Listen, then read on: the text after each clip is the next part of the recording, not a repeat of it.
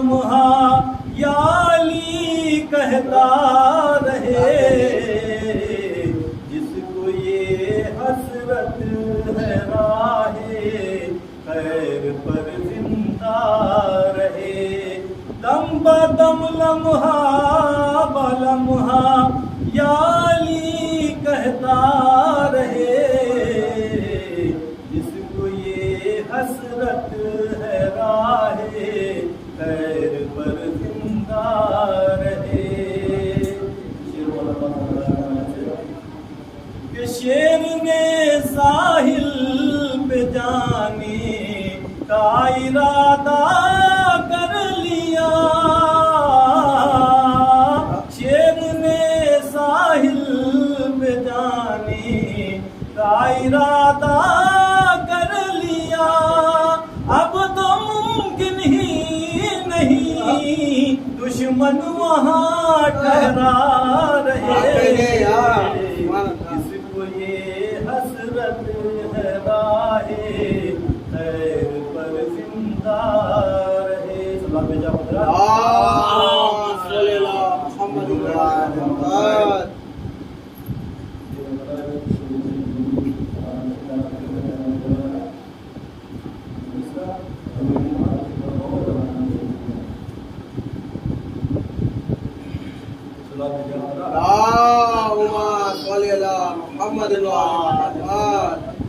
جب خاتمہ بخیر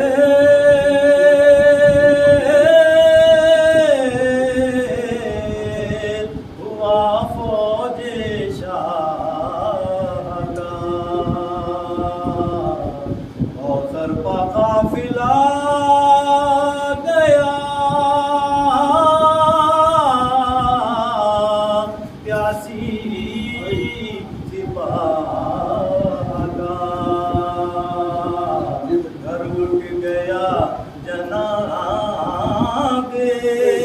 رسالت پناہ کا، خاک اڑ رہی تھی حال تھا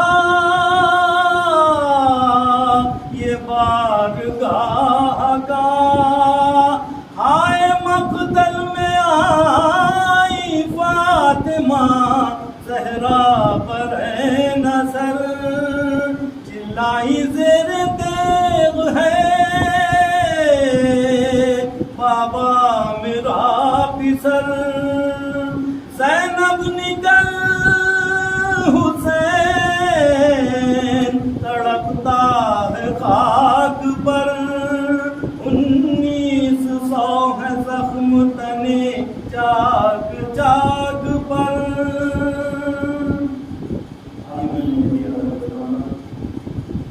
علی جناب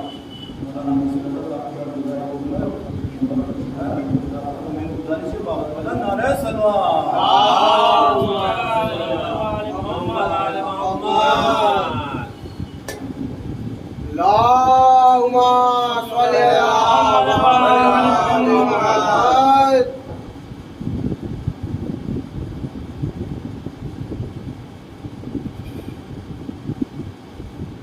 نعرہ سلوات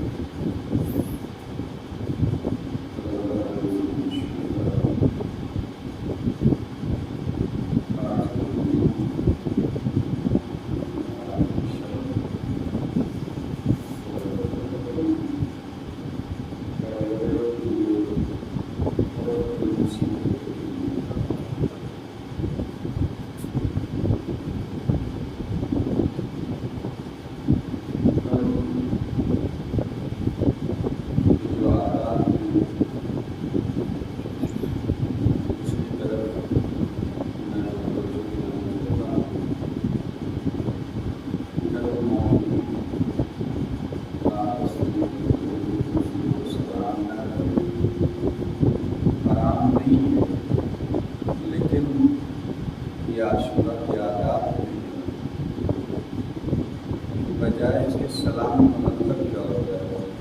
سلام کا مطلب جو ہوتا ہے ہم ہماری سلام پوچھا سلام کرنے والا جس کو سلام کر رہا ہے وہ ہے اس کی سلام، اور جب وہ جواب دیتا ہے وہ بھی پلٹ کے یہی سلام پوچھا.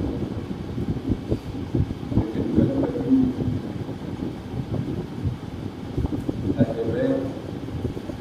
دل کی بہت بڑی مصیبت ہے. جس دن فاطمہ کا گھر ڈوب گیا تو پھر اس دن ہماری سلام کو کیا اسی لیے قرآن کہا ہے کل ایک دوسرے کو سلام نہ کرے بلکہ اس کی جگہ پر اقدم اللہ وجوہنا ووجوہکم بوصالنا بالحسین علیہ السلام.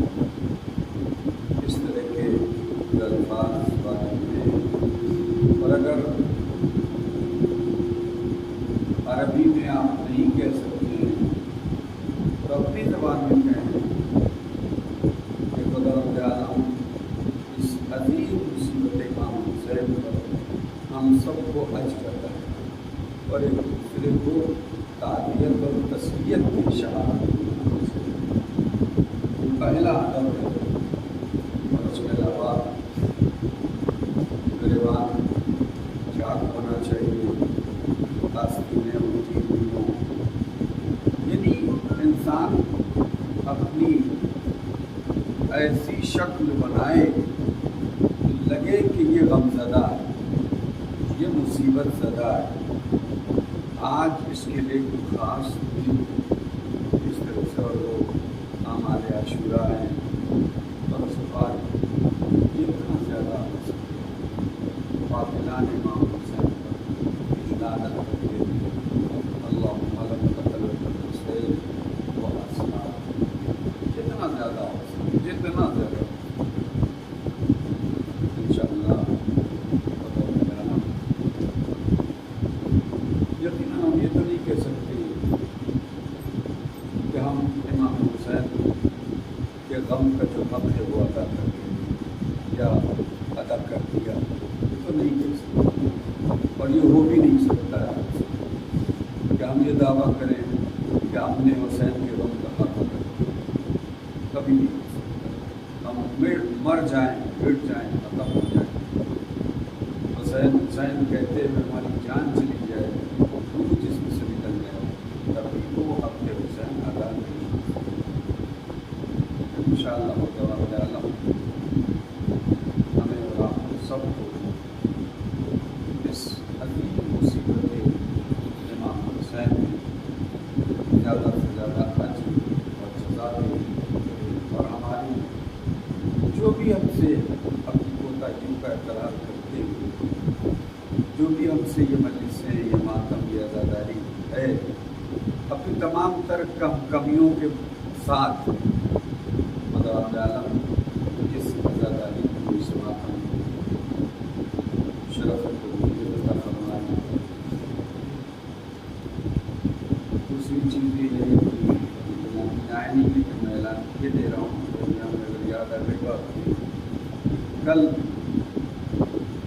فاقہ شکنی شاید جمعہ مسجد میں جو ملبے جہاں کا امام باڑا ہے وہاں ٹائم تو وہی 5:30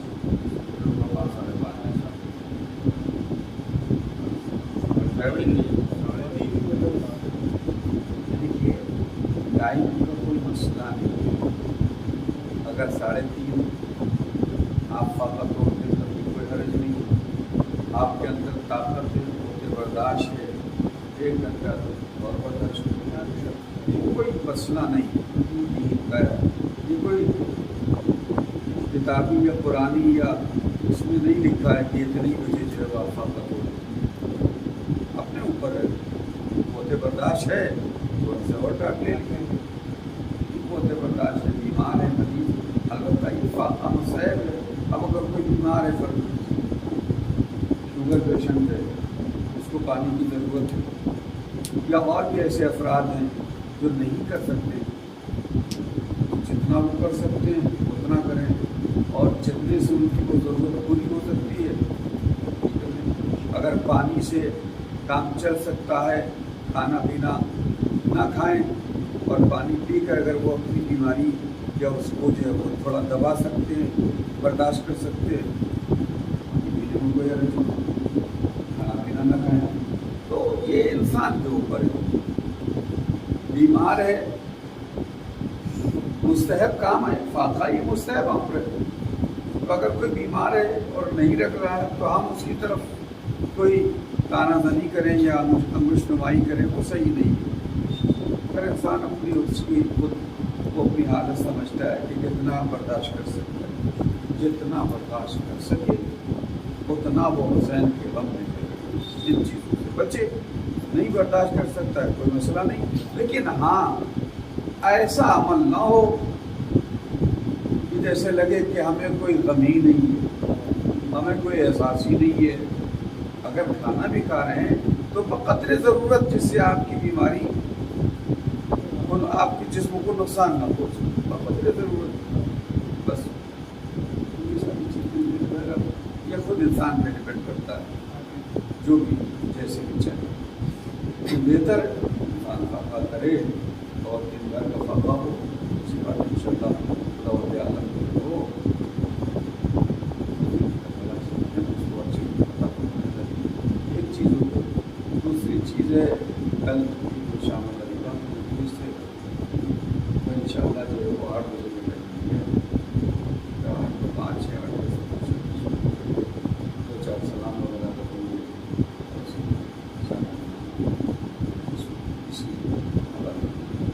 یہ اعلان ہے, جو لوگ نہیں آئے ہیں ان کو بھی آپ ایک سب بات پڑھیں.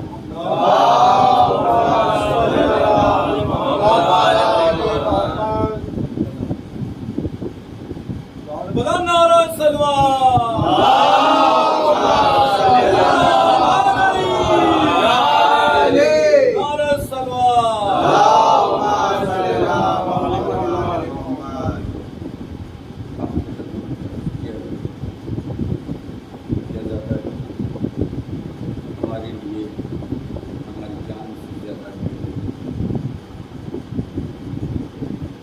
اور اس لیے کہ ہمارا وجود اس قوم تشیع کے مشخصات میں سب سے پہلا کام جو ہے وہ عزاداری، اور یہ قوم اسی ادا سے پہچانے، اسی مسئلے اس لیے عزاداری اہم ہے، اور اس کے لیے پوری تاریخ اہل بیت کے چاہنے والوں کی قربانی، جانے مال خرچ کیا، اولاد کو قربانی، اس لیے یہ عزاداری ہمارے لیے بہت اہم ہے، اور ہمیں کوشش کرنا چاہیے کہ ہر سال بہتر سے بہتر انداز ہم عزاداری سید الشہداء کام کریں۔ اگر ہم نے اس سال یہ اشرا قائم کیا ہے تو ہم آئندہ سال کوشش کریں اس سے بھی بہتر طریقے سے، اس سے بھی منظم طریقے سے، اور اس سے بھی بڑے پلیٹ فارم پر ہم یہ اشرا قائم کریں، یعنی اعضاء میں ہر سال اضافہ ہونا چاہیے، کمی نہیں ہونا چاہیے۔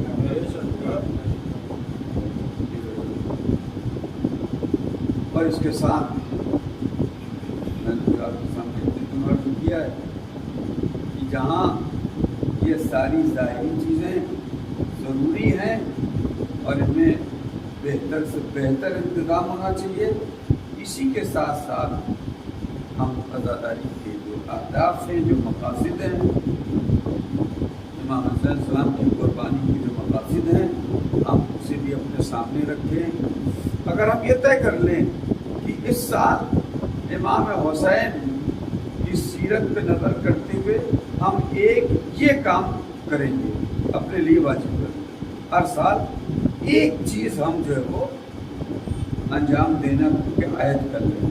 ہم فرض کیجئے ہم اس سال جب 10 محرم سے باہر آئیں گے یہ عہد کر لیں کہ آج سے ہم جھوٹ نہیں بولیں گے، ایک صفت، باقی اگر کہیں کوتاہیاں ہو رہی ہیں کوئی بات نہیں، ایک چیز کہ ہم کبھی جھوٹ نہیں بولیں گے، کسی بھی مسئلے میں ہم جھوٹ نہیں بولیں گے، بھلے اگر گناہ بھی کریں گے تو جھوٹ نہیں بولیں گے، یہ طے کہ ہم جھوٹ نہیں بولیں گے۔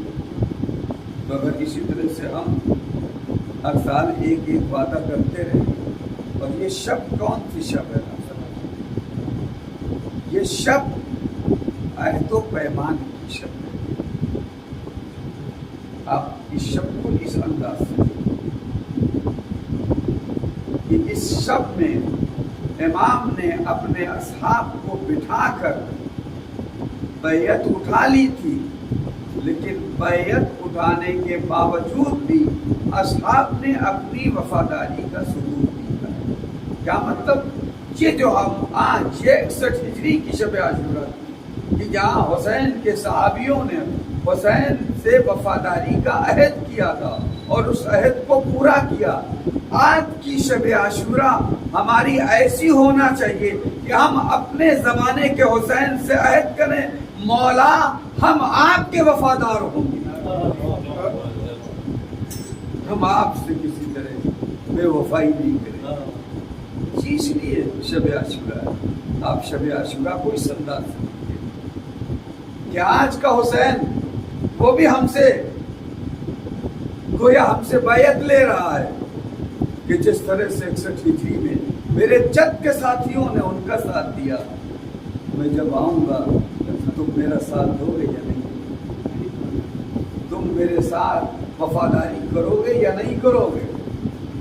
تم میرے لیے اپنی جانیں قربان کرو گے یا نہیں کرو گے؟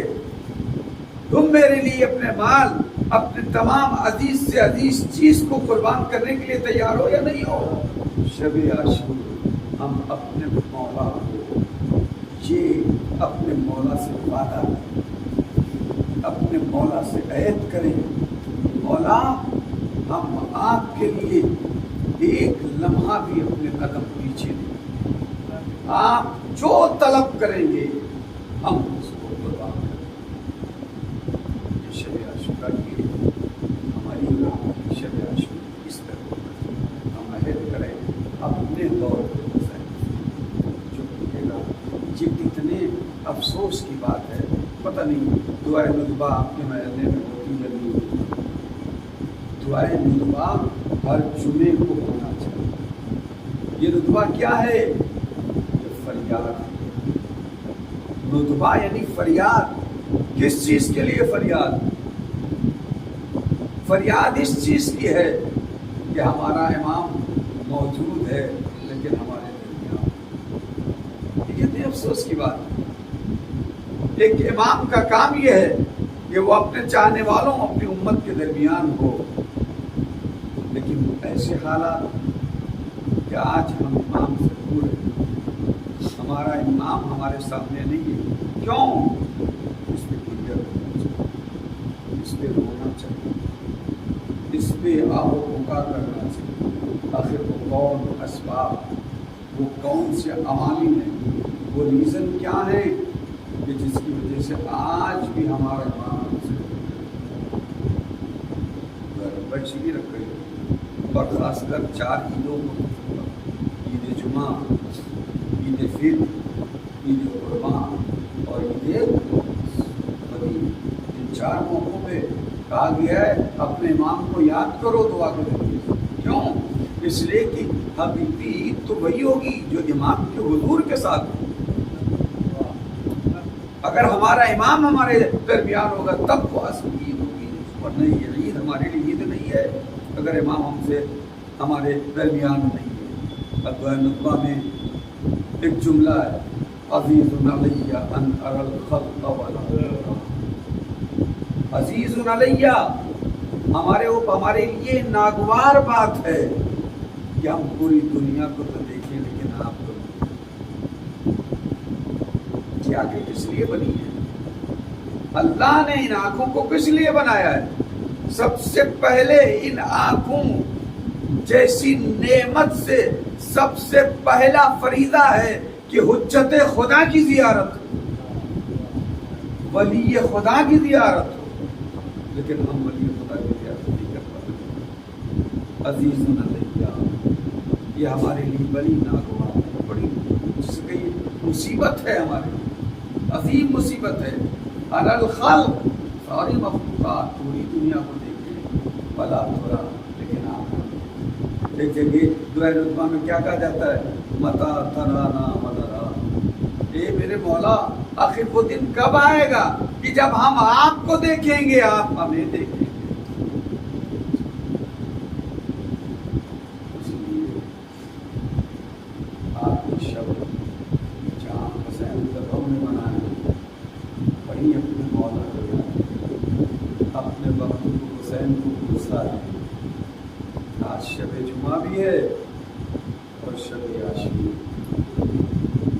اپنے امام زمانہ کو پڑھ سکتے۔ آپ کو معلوم ہے امام زمانہ کیا کہتا ہے؟ اے میرے جد، لابکین علیک مساء صباحا و مساء، اے میرے جد میں آپ پہ صبح و شام گریا کرتا رہتا۔ اور امام زمانہ کا گریا کیسا ہے؟ امام فرماتے ہیں میں آپ پہ صبح و شام گریا کرتا ہوں، ان آنسوؤں سے نہیں بلکہ خون کے آنسو۔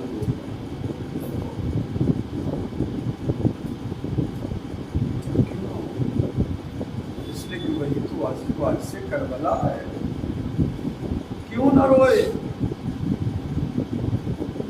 وہی تو حقیقی وارث ہے۔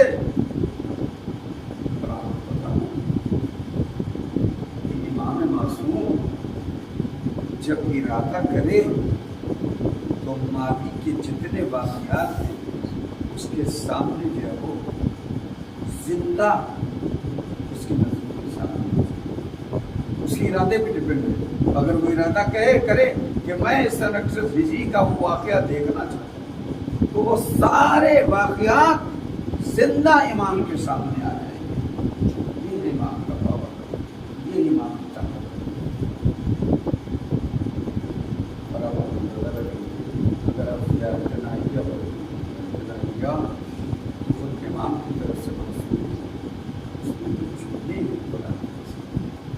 ایک زیادہ جملہ ہے، دل کو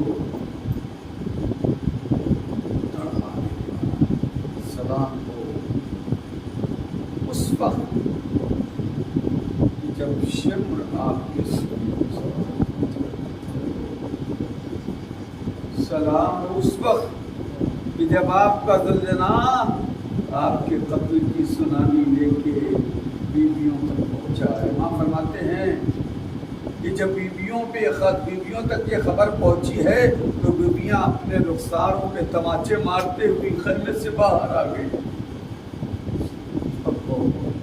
और इमाम ने तो ज़ियारत में कहा है, ऐसा लगता है जैसे इमाम के सामने वो वाक़ हो, इमाम देख रहे हों और इस तरह से सलाम हो उन सरों पे जो जिस्मों से जुदा हो के नेज़ों के अनी पे चढ़ाए गए, नौरों को चढ़ाए गए। सलाम हो उन जिस्मों पर जो ज़मीन करबला में खून और रेत में बनता हो।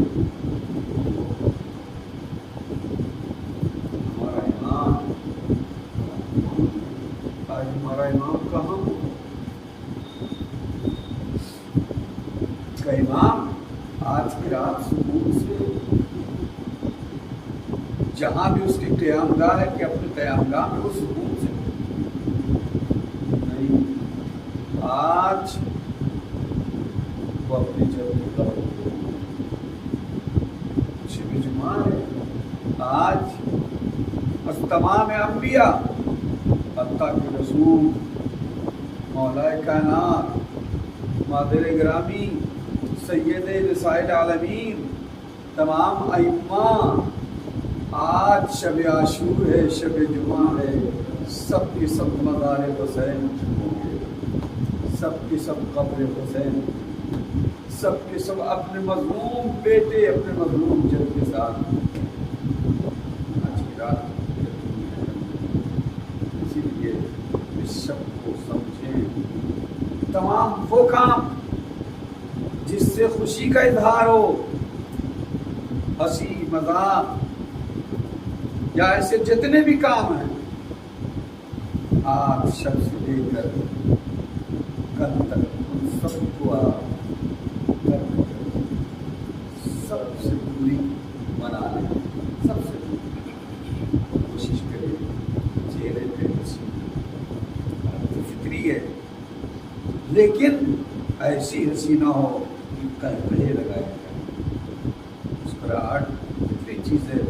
कोई ऐसा हादसा है, कोई विशेष बात होती है तो मुस्कुराहट आ जाती है। कोशिश करें बहुत ज़्यादा हंसी नहीं, कहे न आदाब शब आशूर और आशूरा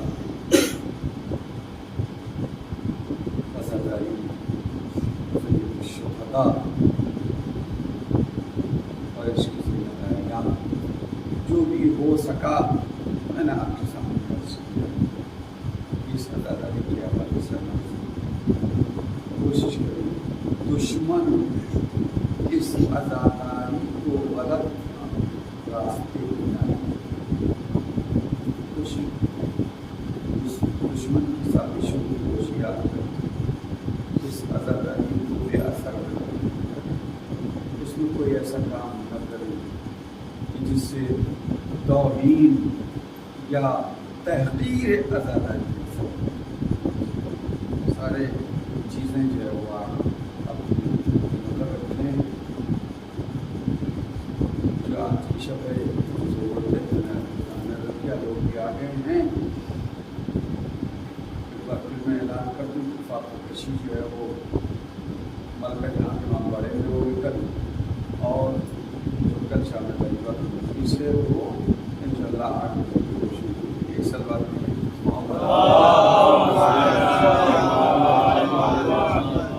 ऐसी बात है कि आज ज़्यादा कुछ फ़ज़ाइल पढ़ने का वक्त नहीं है और ना हालात ऐसे हैं और ये शब ऐसी है।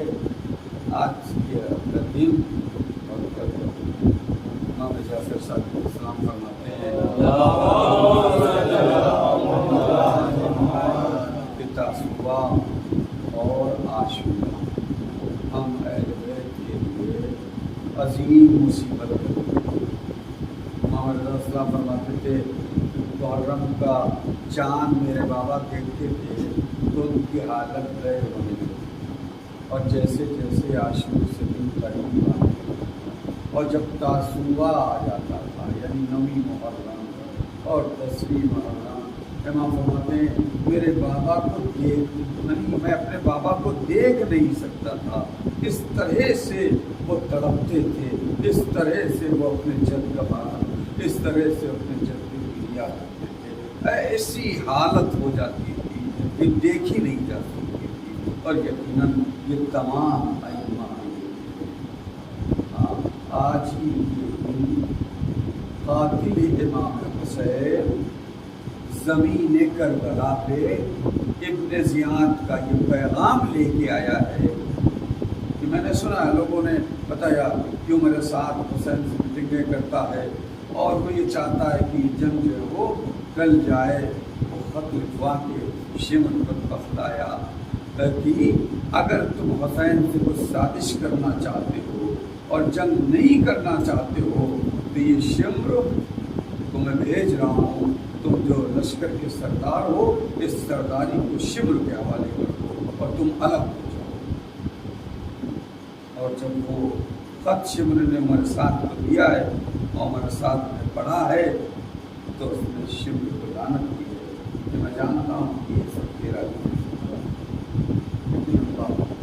انسان کو جب دنیا پائی، معلوم ہے کسی شب کے قصے میں بریر حمدانی عمر سعد کے پاس جاتے ہیں، امام کے حکم سے، امام کی اجازت سے، امام سے اجازت کی کہ میں اس کو سمجھاؤں کہ کیوں آخر جنگ کے در پہ، کیوں آپ کے قتل کے در پہ، کیا معلوم نہیں یہ کون ذات ہے؟ امام نے کہا جاؤ سمجھاؤ، اگر تمہارے سمجھانے سے وہ آ جائے صراط مستقیم پر اپنے عقل سے بات آ جائے۔ برے رحمدانی سمجھاتے ہیں جا کے، لیکن وہ کہتا ہے مجھے سب پتا ہے، تم کہہ رہے ہو سب مجھے معلوم ہے۔ وہ رسول کے نواسے ہیں، وہ بنت رسول کے بیٹے ہیں، سب پتا ہے، پر کیوں کہ اگر میں حسین سے جنگ نہیں کروں گا تو رہے گی حکومت نہیں۔ جب انسان پہ دنیا آئی یہ ایک پوائنٹ ہے، جب انسان پہ دنیا آئی، دنیا کا تسلط ہو جائے انسان کی روح اس کی نفس پر، تو پھر اگر حسین بھی سامنے ہو تو اسے اکثر اس سے بچیں۔ یہ ہمارے لیے عبرت ہے۔ ایک دوسری چیز جو روز عاشورہ واقع ہوئے، امام خطبہ دے رہے ہیں لیکن امام کی آواز کو سن نہیں رہا ہے، شور شرابہ یہ سب کر رہے ہیں، تو امام نے جملہ کہا تھا کہ میں جانتا ہوں کہ تم میری باتوں کو کیوں نہیں سنتے، تم میری باتوں کی طرف کیوں نہیں توجہ دے رہے ہو۔ امام نے فرمایا کہ تمہارے شکم حرام سے بھرے ہوئے ہیں۔ یہ بھی ہمارے لیے عبرت ہے کہ اگر آج کوئی حسین کا ساتھ نہیں دے رہا ہے یا آزاداری کی اہمیت نہیں سمجھ رہا ہے، عاشور کی اہمیت نہیں سمجھ رہا ہے، یہ دین سے بغاوت کر رہا ہے، تو سمجھ جائے اس کا شکم حرام سے، اس کا پیٹ حرام سے۔ عاشورہ کے درس ہیں کہ ہم اسے سمجھ پہلا عمر سعد نے شمر سے کہا نہیں، ایسا تو ہو ہی نہیں سکتا ہے کہ میں سرداری تیرے یہاں ہوں۔ اور اس کے بعد اسی کے بعد اس نے وہ دے دیا لشکر کو اور آگے آگے ہو جائے حسین سے کہا جب حسین خیمے کے سامنے کرسی پہ بیٹھے ہوئے، بعد روایت میں ہے کہ یہی رات جو تھی اس کی صبح ہوتے ہوتے امام کی آنکھ لگی، رات اپنی عبادت کی اور بہت سے جو جنگی امور کے معاملات تھے ان کو بھی آپ نے بات ابھی آئے گی انجام دیے۔ صبح ہونے سے پہلے آپ بیٹھے تھے اور اچانک جو وہ غروب دیا تو آپ نے خواب کیا دیکھا کہ کچھ کتے ہیں جو آپ پہ حملہ کریں، اور کتوں میں ایک کتا ہے جو کالا اور سفید جو قبلہ वो इमाम की तरफ तेजी से बढ़ रहा है। इमाम क्या है? इमाम मेरे हिसाब से कदर नहीं था। मौला क्या था? मैंने ख्वाब देखा है, छूटते हैं जो नहीं और तो एक कुत्ता जो चितकबरा है, काला सफेद। इससे मुराद क्या थी कि वो मबरूस था, तो जो कातिल इमाम हसन से वो मबरूस था, यानी शिव। रवायत में ये कि नहीं, असर के वक्त जब आपकी तरफ हमला हुआ है लश्कर का, उस वक्त आप बैठे थे और उस वक्त रोटी हो गई और आपने अजीब ख्वाब देखा और उसके बाद आपने कहा कि मेरा कातिल इस जमीन पर आ गया। तो शहजादी ज़ैनब ने देखा कि फौजें बढ़ी आ रही, फौरन आपने अपने भाई से कहा, भैया आप देख रहे हैं फौजें हमारी तरफ आ रही। इमाम ने देखा, हाँ लश्कर ऐसा लगता है जैसे हमला कर मंडप पर। आपने अब्बास, भैया अब्बास से कहा, फिर कब नफ्सी, ये मेरे भाई, ये मेरे जान, आप घोड़े पर सवार हो और जाके इनसे पूछें कि इनका क्या इरादा है। मौला अली अब्बास, जनाब अली अकबर, मुस्लिम ने औसजा, इन सारे बहादुरों को लेके आगे बढ़े। आगे आगे जनाब अब्बास हैं और पीछे ये सारे आगे। आपने इशारा किया, बस अब इससे कदम आगे न बढ़े। फिर वही का इरादा क्या है, क्यों आगे आ रहे हो? तो हमारे साथ का हुक्म हो गया है कि हम हुसैन का हमला करें। ठहरो, मैं अपने आपास वाला पास आते हैं। इमाम हुसैन के खिदमत पे आता, लश्कर में हमला करते। हमारे साथ का हुक्म हो गया है कि हुसैन का हमला करें, तो जो कीजिएगा। यहाँ से मैं कुछ चीज़ों की आपकी तरफ तवज्जो दिलाना चाहता हूँ जवानों को। इमाम हुसैन ने क्या कहा? इमाम ने कहा कि भैया पास, इनसे अगर एक शब्द की मोहलत मिल जाए तो इनसे एक शब्द की मोहलत। इमाम ने मोहलत क्यों ली? उलमा ने 3 वजह ली। एक वजह तो खुद इमाम ने बताई, और वो वजह क्या है? इमाम फरमाते हैं, ए मेरे भैया, वल्लाहु यअलम, ये मेरे भैया अब्बास, खुदा जानता है, अन्नी उहिब्बुस सलात व तिलावतुल कुरान व दुआ वल इस्तिग़फ़ार, ये मुनाजात। पहली वजह इमाम ने क्या कहा? ये भैया अब्बास, इनसे मोहलत लो एक रात। क्यों? खुदा की कसम। इमाम ने अल्लाह, लफ्ज़ अल्लाह के जरिए से कसम खाई, और जब मासूम कसम खाए तो इसका मतलब है इसके बाद जो बात बयान की जा रही है वो कितनी अदीम बात है। इमाम फरमाते हैं, वल्लाहु यअलम, अल्लाह की कसम, वो जानता है। क्या जानता है? अन्नी उहिब्बुस सलात, मैं नमाज को महबूब रखता हूँ। यानी हुसैन नमाज से मोहब्बत करता है। यानी हुसैन की महबूब चीज़ क्या है? नमाज। जवानों, मैं यही रुख की पैगाम देना चाहता हूँ। अगर आप हुसैन के आज़ादार, अपने नफ्स के आज़ादार न बने, हुसैन के आज़ादार बने। अगर हुसैन के आज़ादार हैं तो किसी भी हुसैनी आज़ादार से कभी भी कोई नमाज कदा नहीं होना चाहिए। कभी भी कोई नमाज कदा नहीं होना चाहिए अगर हुसैनी है हमारा। क्यों? इसलिए कि मेरे हुसैन को अगर कोई चीज़ पसंद है, कोई चीज़ महबूब है, तो वो कौन सी चीज़ महबूब है? वो नमाज। आप किसी से मोहब्बत करें तो मोहब्बत का तकादा क्या है? मोहब्बत का तकादा यही होता है कि महबूब की हर चीज को अपनाएं। यही तो मोहब्बत का तकादा। सच्ची मोहब्बत अगर आप करते हैं तो कोशिश करते हैं कि महबूब जिस रंग को पसंद करे वही रंग आपको पसंद है।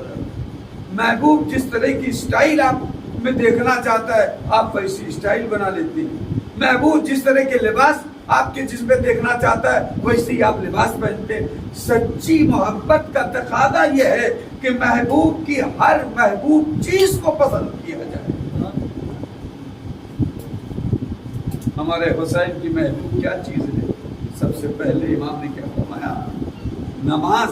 حیف ہے کہ ہم زبان سے کہیں کہ ہم حسینی ہیں, ہم زبان سے کہیں کہ ہم حسین کے عزادار ہیں, اور ہم ہی نماز کو ترک کر دیں, ہم ہی نماز کو چھوڑ دیں. افسوس یہاں ہے کہ حسین کے نام سے نماز کی توہین کی جاتی ہے, حسین کے نام سے نماز کو ٹکرایا جاتا ہے. اما جو حسین نماز سے محبت کرتا ہو, کیا وہ ایسے لوگوں کو پسند کرے گا جو نمازوں کی توہین کریں, عبادتوں کی توہین کریں, ان نمازوں کو ذکر حسین سے ٹکرائیں؟ کیا امام حسین ایسے عزاداروں کو پسند کرے گا, ایسے مولیوں کو پسند کرے گا؟ امام حسین ایسے مولیوں کو پسند کریں گے جو نماز اور ذکر حسین کو ٹکراتے ہیں؟ لا واللہ, میں بھی یہاں سے کہہ رہا ہوں, کبھی بھی حسین ایسے مولویوں, ایسے لوگوں کو پسند نہیں کریں گے جو نماز کو حسین کے ذکر سے ٹکراتے ہوں اور نماز کی توہین کرتے ہوں. کبھی نہیں کر سکتے. اس لیے کہ امام نے شب عاشور یہ کوئی مثلا جو ہے وہ ایسا نہیں کہ روایت ضعیف ہے, یہ نہیں. یہ جملہ امام کا ہر مقتل میں ملے گا کہ واللہ یعلم انی احب الصلاۃ, خدا جانتا ہے کہ میں نماز سے محبت کرتا ہوں. جو ذات نماز سے محبت کرے وہ نماز کی توہین ہوتے ہوئے دیکھے گا. جو ذات روز عاشوراء ظہر کے وقت جب صحابی ابو ثمامہ سیدابی آ کے کہتا ہے کہ مولا نماز کا وقت ہو گیا ہے, چاہتے ہیں کہ آخری وقت آپ کے پیچھے نماز ادا کی جائے, امام نے کیا کہا؟ امام نے کہا کہ ذکرت الصلاۃ, تم نے نماز کو یاد کرایا ہے, اللہ تمہیں نماز گزاروں میں شمار کرے, اللہ تمہیں مصلین میں شمار کرے. یہ ہے حسین, نمازیوں کو پسند کرتا ہے, نماز کو پسند کرتا ہے.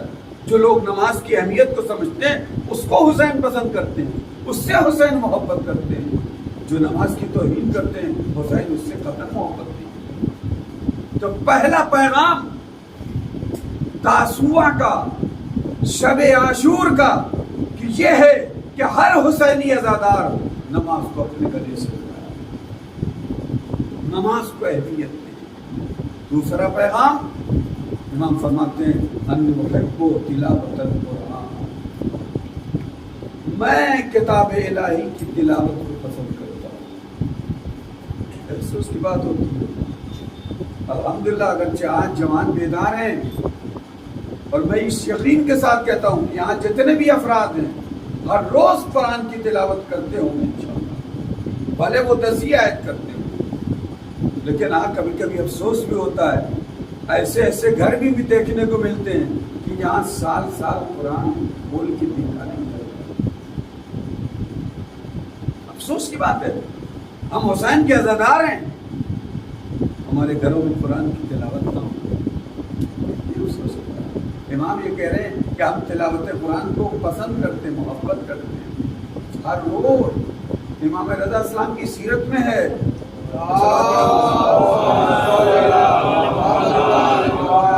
فرماتے ہیں ہر 3 دن میں ایک قرآن ختم, اگر میں چاہوں تو اس سے کم دن میں پڑھ سکتا ہوں, لیکن نہیں. اس لیے کہ امام جب تلاوت کرتا ہے تو ہر آیت کی تفسیر, ہر آیت کے معنی, اس کی حقیقت تک وہ نظر کرتا ہے.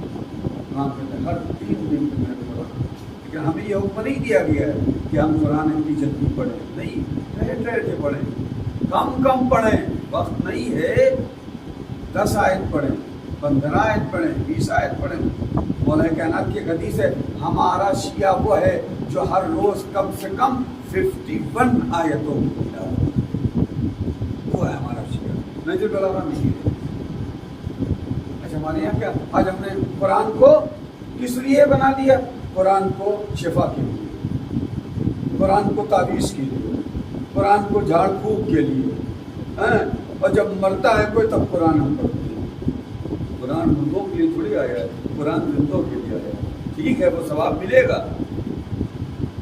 وہ ثواب ملے گا اس کو، لیکن اب اس کے لیے قرآن ہدایت نہیں دی، اس کو دل دے سکتا۔ یقیناً قرآن میں شفا بھی ہے، سب کچھ ہے، لیکن قرآن مجید کے نزول کا مقصد شفا نہیں ہے۔ قرآن مجید کے جو ہے وہ نزول کے اور دوسرے مقاصد نہیں، بلکہ قرآن مجید کس لیے نازل ہوا؟ ہدی للناس، لوگوں کی ہدایت کے لیے۔ قرآن کی نزول کا مقصد کیا ہے؟ لوگ اس سے ہدایت لیں۔ آج ہم کتنی تلاوت کرتے ہیں، کتنی ہم اس سے ہدایت لیں، کتنی ہماری روزمرہ کی زندگی قرآن کے مطابق ہوتی ہے، کتنی ہوتی ہے؟ قرآن ہماری زندگی میں ہے ہی نہیں بالکل، اور اگر ہے بھی تو بہت دال میں نمک کے برابر، اس سے زیادہ نہیں ہے۔ اگر ہم اہل بیت کے شیعہ ہیں، اگر ہم اہل بیت کے دوستدار ہیں، اور اگر ہم واقعی سچے حسین کے ذرا، تو ہم اپنی زندگی میں اس طرح سے پروگرام بنائیں کہ کم سے کم ہر روز بھلے ایک صفحے قرآن کی تلاوت نہیں زیادہ کر سکتے ہیں، ایک صفحے کی تلاوت اس کے معنی دیکھیں۔ اردو میں قرآن آ گیا ہے، ہندی میں قرآن آ گیا ہے، ترجمے کے ساتھ آ گیا ہے۔ 10 آیت پڑھیں، 10 آیتوں کا ترجمہ کریں، اور اگر تفسیر حاشیے میں لکھی ہے تو اس کو بس اس سے زیادہ اتنا کام کریں، عادت میں اپنے ڈال لیں، ہر روز اس طرح سے قرآن پڑھیں۔ انشاءاللہ خدا عالم آپ کو قاریان قرآن میں شمار کرے گا، قرآن پڑھنے والوں میں شمار کرے گا۔ ایک صلوات دیجیے محمد۔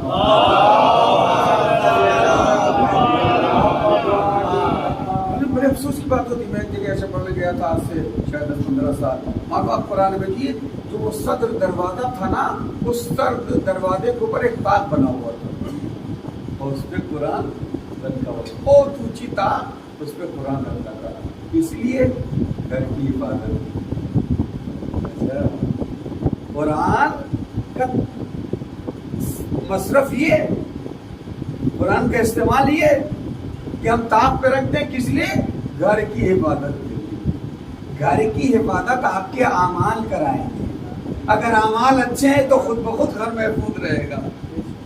گھر کی حفاظت قرآن مجید کی تلاوت کرائے گی، وہاں الماریوں میں رکھ کے گھر کی حفاظت نہیں ہوگی۔ یہ ہے معاشرہ ہمارا۔ تمام کہہ رہے ہیں ہم تلاوت قرآن محبوب پسند، اس کے بعد کیا ہے؟ دعا، استغفار۔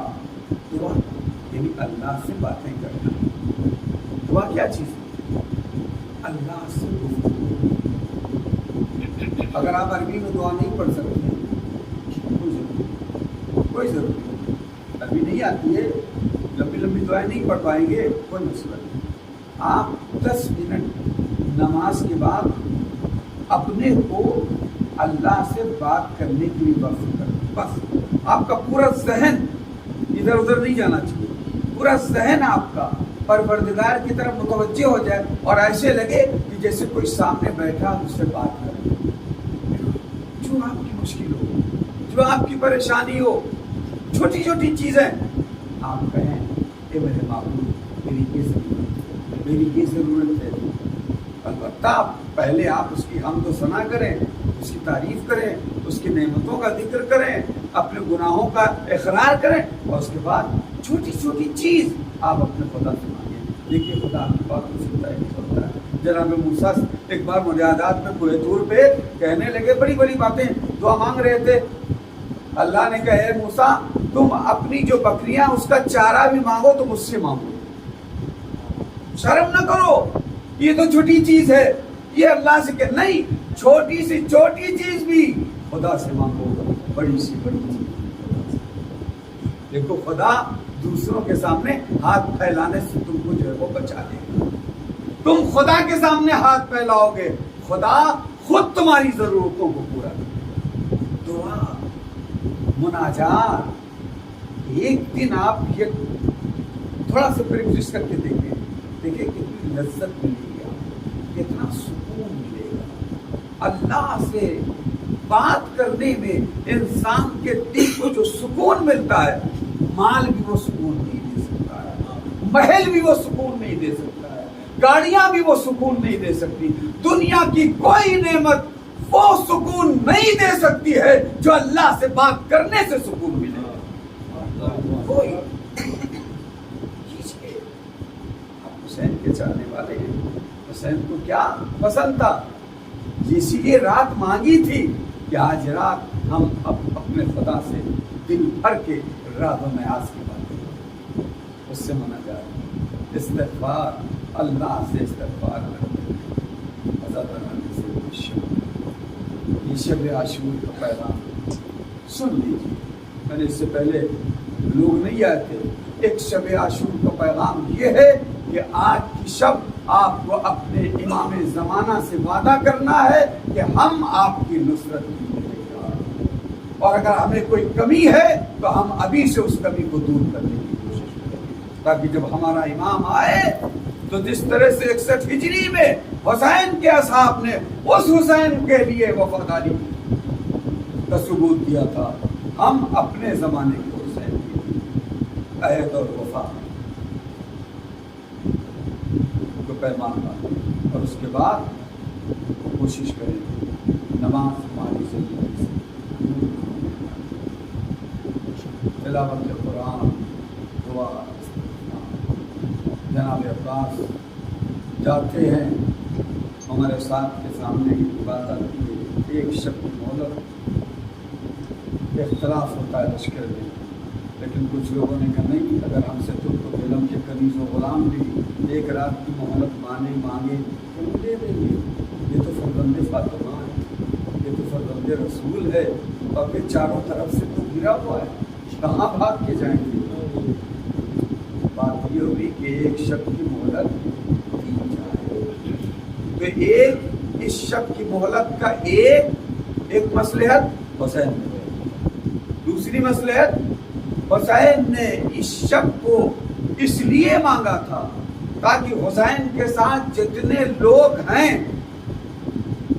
اگر انہیں کسی طرح کا خوف ہو، جان کا کسی طرح کا خوف، اور اگر وہ میرا ساتھ نہیں دینا چاہتے ہیں تو ایک شب کی مہلت ہے، وہ پوری رات پوری طریقے سے غور و فکر کر لیں اور صبح تک اگر جانا ہے تو چلے جائیں، اگر رکنا ہے تو پھر یقین کے ساتھ میرا ساتھ دیں، شک اور تردد کے ساتھ میرا ساتھ نہ دیں، بوجھل بن کے میرا ساتھ نہ دیں کہ اب تو ہم پھنس گئے ہیں حسین کے ساتھ رہ کے، لہذا اب تو حسین کا ساتھ دیں گے. نہیں، مجبور ہو کے میرا ساتھ نہ دیں، اپنے اختیار اپنی مرضی سے میرا ساتھ دیں.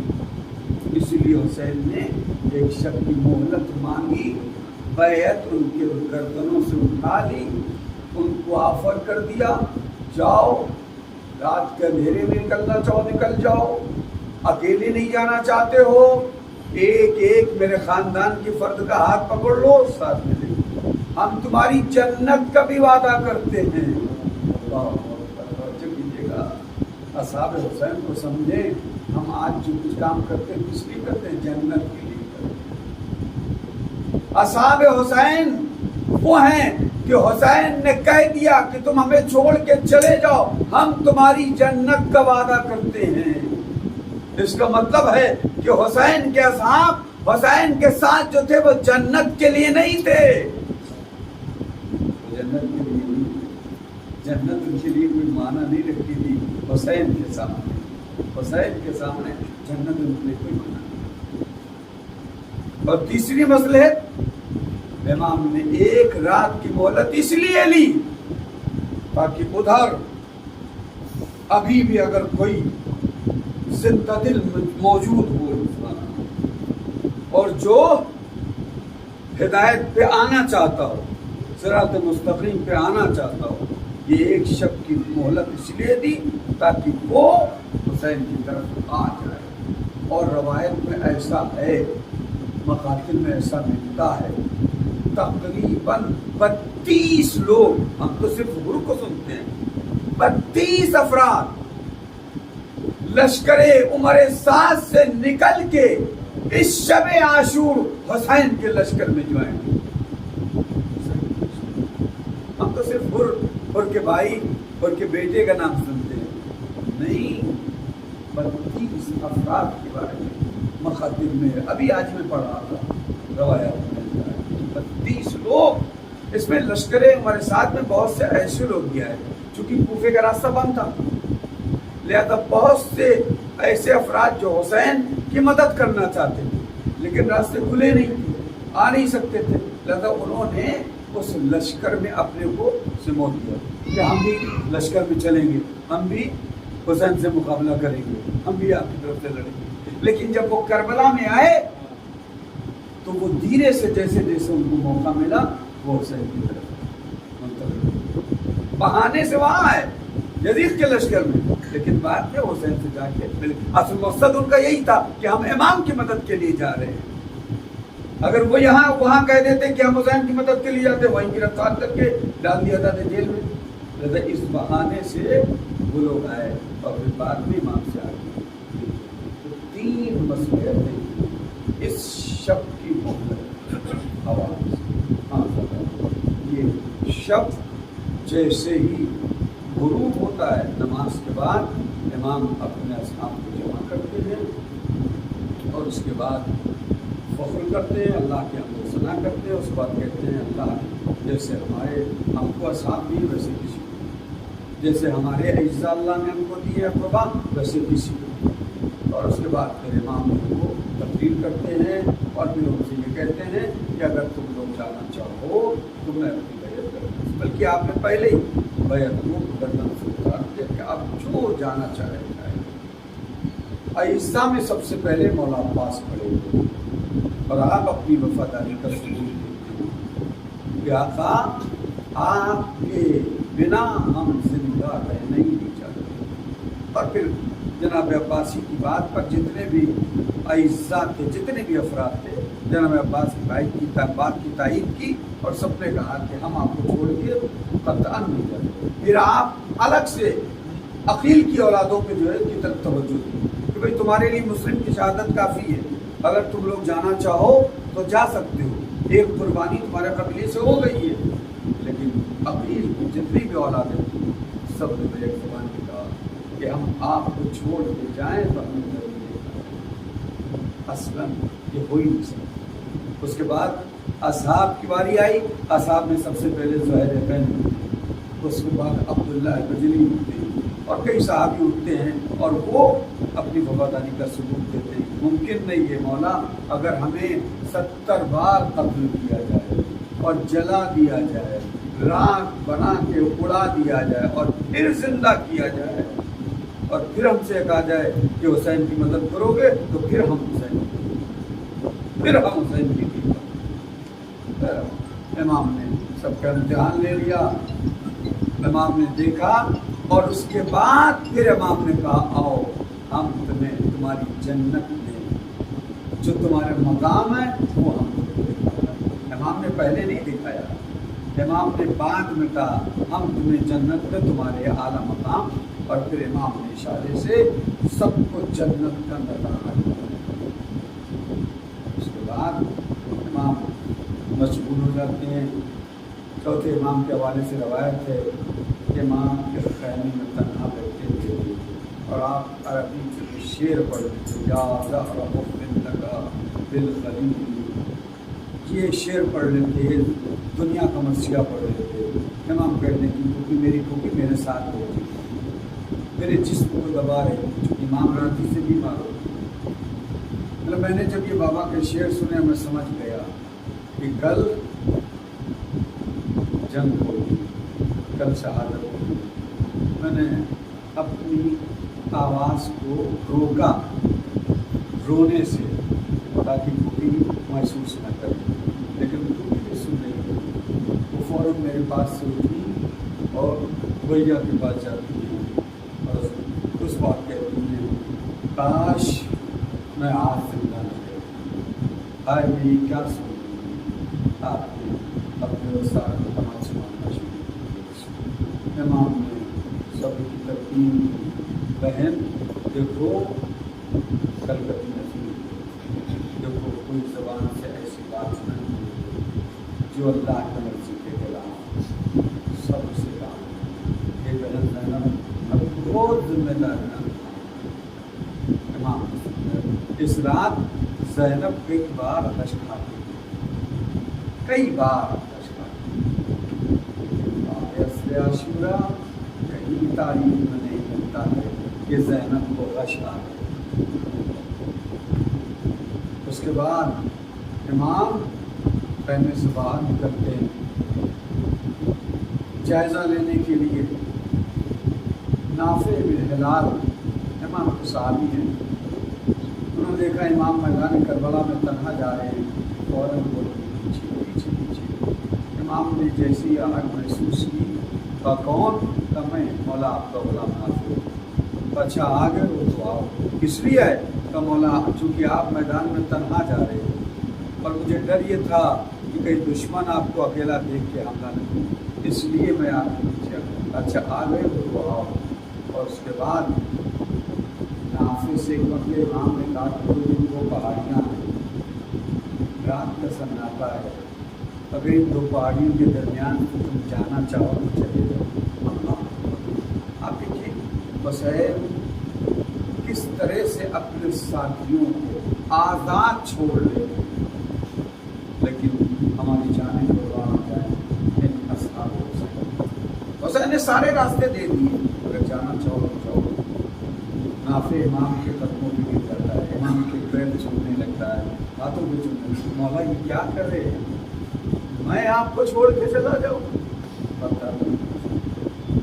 اس کے بعد امام نے نافع کو دیا اور میدان کربلا ہم تمہیں دکھائیں کہاں میرا الجبر ہو رسی ہے، نافع کہاں میرا اون محمد ہو رسی ہے، نافع کہاں میرے قاسم کا لاشا پاما، کہاں میرا بھیا عباس اس کے بعد قلم ہوں گے۔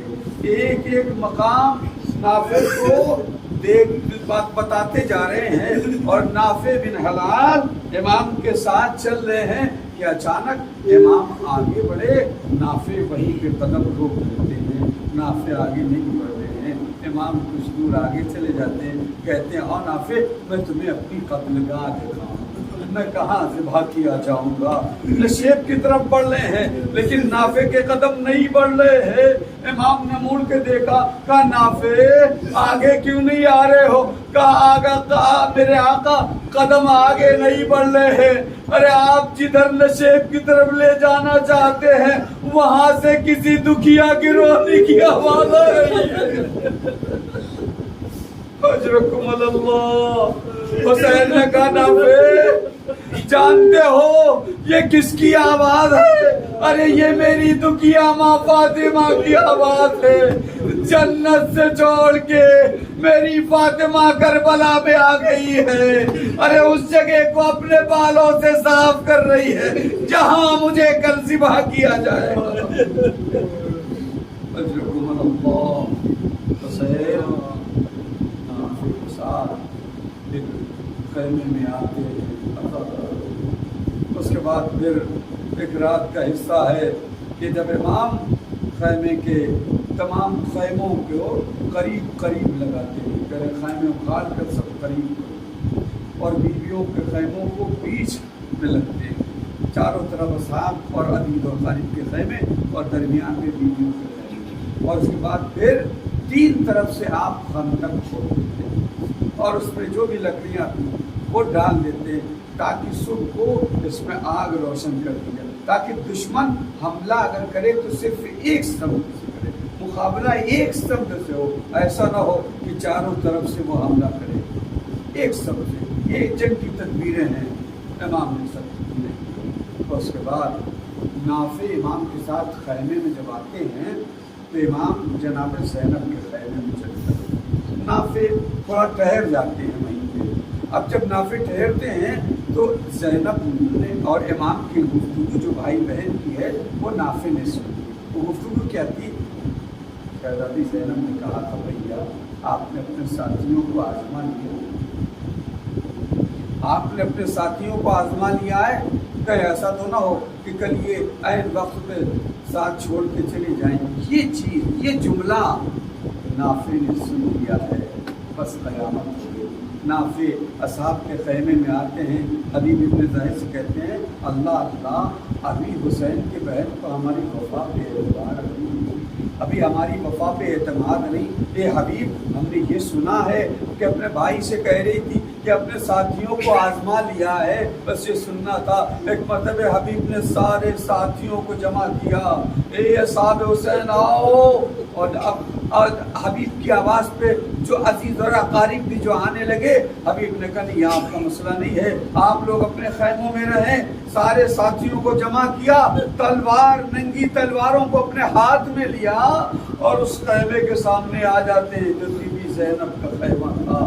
حسین اس خیمے میں بیٹھے تھے، اپنی بہن سے بات کر رہے تھے، آواز دی بنت علی، اے میری شہزادی اگر آپ کو ہماری وفا پہ یقین نہیں ہے تو آپ حکم دے، ہم اپنے گلوں کو اپنے تلواروں سے کبھی کاٹ لیں گے۔ اللہ اکبر۔ جناب زینب نے حسین کی ساتھیوں کو وفا کو دیکھا اور اس کے بعد انہیں دعائیں دی۔ یہ سب کے سب ساتھی آ جاتے ہیں خیموں میں، پوری رات حسین اور حسین کے اصحاب عبادت میں، دعا میں، تسبیح میں گزار رہے تھے۔ راوی کہتا ہے کہ حسین کے خیمے سے ایسے آواز آ رہی تھی جیسے شہد کی مکھی کی دل میں آنے کی آواز۔ پوری رات عبادت کی رات، پوری رات کبھی عبادت ہو رہی ہے تو کبھی بیویوں کے خیمے میں حسین جاتے ہیں، دیکھتے ہیں کہیں لیلا اپنے علی اکبر کو اپنے سامنے بیٹھے ہیں دیکھ رہی ہے، کہیں زینب ہیں تو محمد کو اپنے ساتھ بٹھائے ہوئے شہادت کا سردرس دے رہی، کہیں ام فروا ہیں قاسم کو اپنے ساتھ بٹھائے ہوئے ہیں۔ ہر ماں اپنے بچے کو شہادت کا شوق دلا رہی ہے۔ شب عاشور گزر، صبح عاشور نمدار۔ حسین نے علی اکبر سے کہا میرے لال آج تمہیں اذان دینا ہے۔ حسین کے لشکر میں ایک مؤذن تھا مستقل، لیکن صبح عاشور حسین نے علی اکبر سے کہا ہے میرے لال علی اکبر آج تمہیں اذان دینا ہے۔ بس عزادارو پہلے ایک واقعہ آج کی شب جس شہید سے منسوب ہے میں اس شہید کی طرف آ رہا ہوں۔ حسین نے نماز صبح ادا کی اور اس کے بعد لشکر کو ترتیب دیا، جنگ شروع ہوئی۔ پہلی جنگ مغلوبہ کہلاتی ہے۔ ایک اچانک لشکر عمر ساتھ نے حسین کے لشکر پہ حملہ کر دیا اور جس میں حسین کے کم سے کم 50 ساتھی کام آ جاتے ہیں، شہید ہو جاتے ہیں، اور اس کے بعد فردن جنگ شروع ہوتی ہے۔ یکی بعد دیگرے ہر صحابی جاتا ہے میدان کربلا میں اپنی جان کو قربان کر دیتا ہے۔ اس کے بعد عیسیٰ کی پیاری آئی، کبھی مسلم کے بھائی، کبھی مسلم کے بیٹے، کبھی عباس کے بے بھائی، کبھی یہاں تک کہ سب چلے گئے۔ اب نہ علی اکبر ہیں، نہ قاسم ہیں، نہ عباس ہے، کوئی نہیں ہے۔ حسین اللہ اکبر میدان کربلا میں آتے ہیں، آواز دیتے حل من ناصر ینصرنا، حل من مغیث یغیثنا۔ بس یہ آواز استغاثہ ایک مرتبہ بیویوں کے کانوں سے ٹکرائی، خیمے تک پہنچتی ہے۔ حسین نے کیا سنا کہ خیمے سے رونے کی آواز آ رہی ہے۔ حسین میدان کربلا چھوڑ کے پھر خیمے میں آ جاتے ہیں، آواز دیتے در خیمہ پہ آ کے اے بہن زینب ابھی رونے کی کیا ضرورت ہے؟ میں کہوں گا آقا ارے ابھی آپ زندہ ہیں، اپنی زندگی میں بیویوں کو رو لینے دیجئے، ورنہ بعد شہادت تو اگر آنکھوں سے آنسو ٹپکیں گے تو تالیاں اور کوڑے لگائے جائیں گے۔ حسین نے جب زینب سے یہ کہا، بی بی زینب نے کہا بھیا آپ کی آواز استغاثہ میں اتنا درد تھا کہ علی اصغر نے اپنے کو گولے کو اپنے جھولے سے گرا دیا۔ عزادارو حسین نے کیا کہا، بہن علی اصغر کو مجھے دے دو، میں علی اصغر کے لیے جاؤں گا، شاید دشمن اسے پانی سے سیراب کر دے۔ عزادارو اب آپ اندازہ کیجئے، محسوس کیجئے کہ صبح سے جو بھی شہید میدان کربلا میں گیا ہے وہ زندہ واپس نہیں آیا ہے۔ جب رباب نے دیکھا ہوگا کہ میرا چشمہ میدان کربلا میں جا رہا ہے، ماں نے یقین کر لیا ہوگا کہ خدا میرے بچے کی خیر کرے۔ خدا میرے بچے کی خیر کرے. حسین علی اصغر کو لے کے چلے، ابا کا دامن اس پر سے ڈال دیا. میدان کربلا میں آئے، میں تفصیلات چھوڑ رہا ہوں. میدان کربلا میں آئے، حسین نے کہا اے اشقیا، اگر تمہارے ضامن ناقص میں خطا کار ہوں تو یہ بچہ تو خطا کار نہیں ہے، اس کی ماں کا دودھ خشک ہو گیا ہے، وہ 3 دن کا بھوکا پیاسا ہے، اس کے حلق میں ایک قطرے آب ڈال دو. لیکن کوئی جواب نہیں آیا. حسین نے کہا اگر تم یہ سمجھتے ہو کہ اس کے بہانے سے میں پانی پی لوں گا تو میں زمین پہ سے لٹائے دے رہا ہوں، تم خود آ کے اپنے ہاتھ سے اسے پلا دو پانی. اللہ اکبر. وہ جلتی ہوئی کربلا کی زمین جس کے بارے میں مکتب میں ملتا ہے کہ اگر کوئی دانہ بھی اس جلتی ہوئی ریت پہ گرتا تھا تو وہ بن جاتا تھا. اللہ اکبر. علی اصغر کا جسم نازنی کیسے ریت کربلا پہ، اس زمین کربلا پہ حسین نے لٹایا ہوگا علی اصغر کو. کچھ دور چلے گئے لیکن دیکھا کوئی ظالم آگے نہیں بڑھا، پھر لپک کے آئے، اپنے بیٹے کو اپنی آغوش میں لے لیا. بس آخری حجت. حسین نے کیا کہا؟ بیٹا تم بھی حجت خدا کی بیٹے ہو، تم اپنی حجت ان ظالموں پہ تمام کر دو. ہاں آزادارو، بس قیامت آ گئی. حسین نے علی اصغر کے چہرے کو اشقیاء کی طرف نمایاں کیا اور ایک مرتبہ علی اصغر نے اپنی چوکی ہوئی زبان سوکھے ہوئے ہونٹوں پہ پھیر دی. بس یہ وہ منظر تھا کہ جہاں فوج اشقیاء میں بھی لوگ رونے لگے، کہنے لگے ہم اس بچے کو پانی پلائیں گے.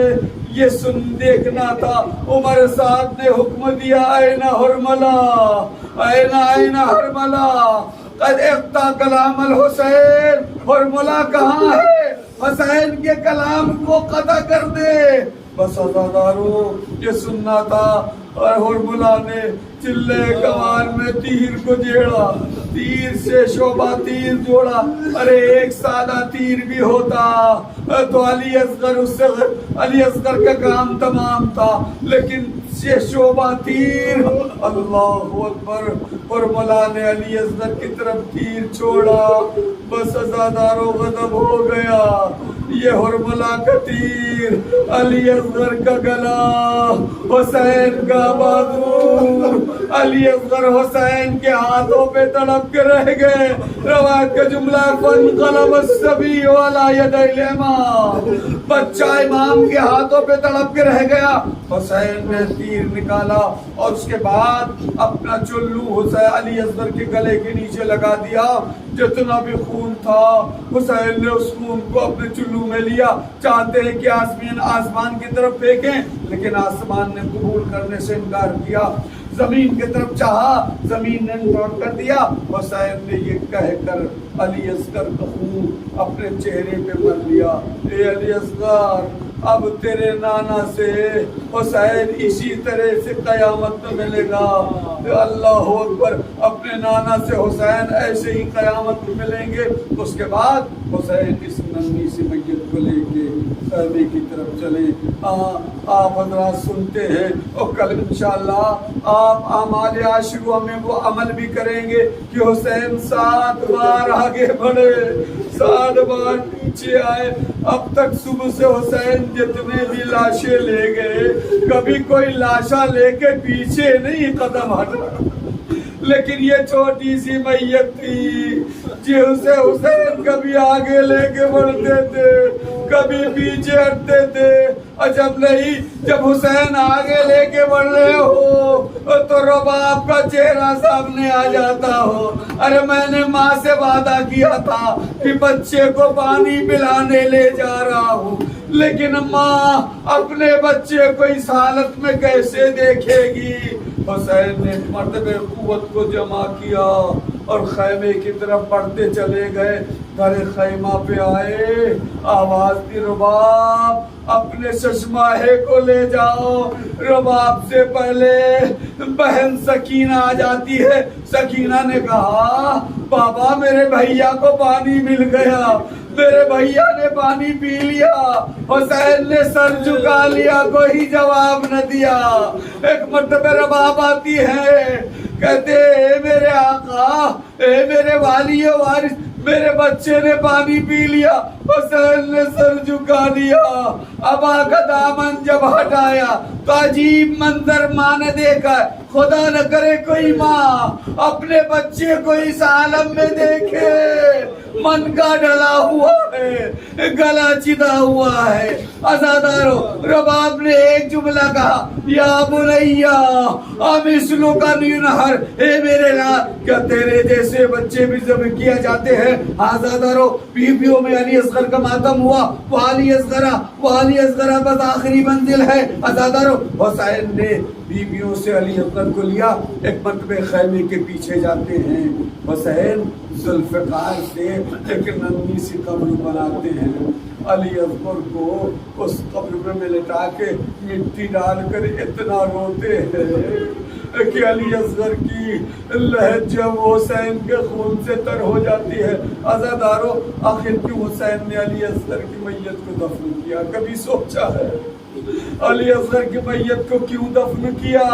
اب تک کوئی لاشا، کوئی شہید کسی شہید کو دفن نہیں کیا، لیکن علی اصغر کی میت کو دفن کیا۔ کیوں؟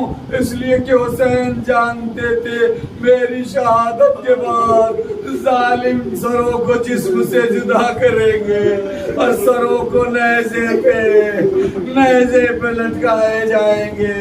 اللہ اللہ، حسین نہیں چاہتے تھے کہ یہ ننھا سر نو کے نیزہ پہ بلند ہو، اس کی ماں اپنے بچے کے سر کو نو کے نیزہ پہ دیکھے۔ اسی لیے حسین نے علی اصغر کی میت کو دفن کر دیا، لیکن غضب ہو گیا جب 11 محرم کو شہیدوں کے سر قلم کیے گئے اور جب انہیں شمار کیا گیا تو معلوم ہے ایک سر نہیں ہے۔ وہ سر کس کا ہے؟ لوگوں نے کہا حسین اپنے ساتھ ایک بچہ بھی تو لائے تھے میدان کربلا میں۔ بس عزادارو، ظالم نے سوچا حسین نے یقیناً انہیں دفن کر دیا ہے۔ ظالم نیزے لے کے آگے بڑھے، جگہ جگہ نیزے کو چبو رہے ہیں۔ ایک ظالم اس جگہ پہ جہاں زمین نرم تھی، اب جو نیزے کو چبویا ہے تو نیزے کے ساتھ علی اصغر کا جسم بھی آ گیا۔ ننھا سا سر علی اصغر کا جسم سے جدا کیا گیا، لو کے نیزہ پہ بلند کیا گیا۔ رباب نے دیکھا ہوگا، عجب نہیں حسین سے کہا، اے میرے والی و واری، جس کے لیے آپ نے علی اصغر کو دفن کیا تھا، میرا علی اصغر بھی آپ کے ساتھ لو کے نیزہ